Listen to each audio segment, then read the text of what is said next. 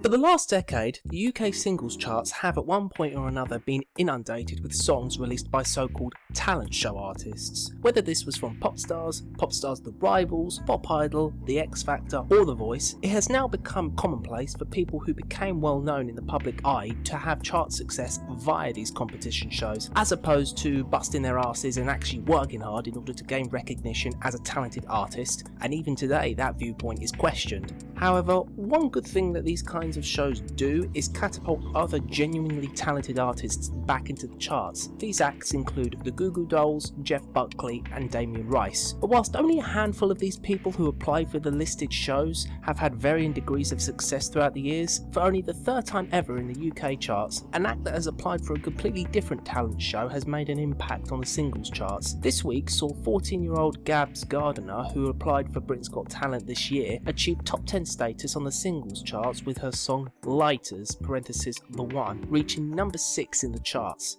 Now, many people would consider critiquing a song written by a teenager as unfair, but if Willow Smith can be eviscerated by releasing one of the worst songs to have ever been released onto the human species, despite the fact that she didn't even write the song, that's good enough for me to bring Gardiner's song into repute. And as far as I'm concerned, any song that can chart in the top 40 is fair game. According to Gardiner, the song centres around heartbreak, a subject that she willingly admits that she knows nothing about, but gathered all the inspirations she needed to write the song via the movies that she watched. This is a problem in and of itself. Usually when you write a song based on a topic that you've experienced in your life, it sounds and feels genuine, and that's the problem with this song. The girl's 14. I don't know how old she was when she wrote the song, but it really does sound like it's been written by a teenager who knows nothing about heartbreak. The song is laced with typical cliches that gives this song a very cheesy and cringeworthy feel. You could write all the cliches on the list and just tick them off one by one. Promises of a love lasting forever?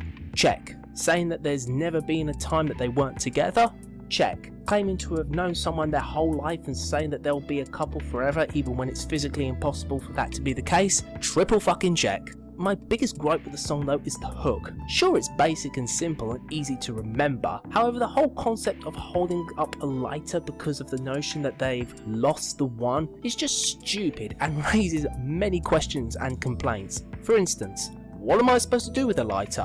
Why a lighter specifically? What does the lighter represent? And why would you hold up a lighter if you feel scared that you've lost the one? Plus, I'm pretty sure that no one in the history of ever has ever felt frightened because they've ended a relationship. Usually you feel upset, depressed, sometimes even angry, relieved, maybe you don't feel anything at all. Also, the song is very undescriptive and there's no in-depth analysis of what went wrong or what happened for this relationship to end. Maybe the guy didn't reply to a text within the space of 30 seconds. But I don't know. I think the obvious problem here is the fact that this is in no way relatable from an adult perspective, simply because it's riddled with so many cliches, and anyone who would bother to read the lyrics can't help but shake their heads at the pure naivety this song portrays. And no one of Gardiner's age is going to complain or cite how fairy tale bad this song is, because they themselves will hold such notions about heartbreak as Miss Gardiner does here. The song is too cheesy to be taken seriously, and I think Gardiner needs to leave the songwriting till a later date until she really does experience how crap life is. Or leave people to write the songs for her,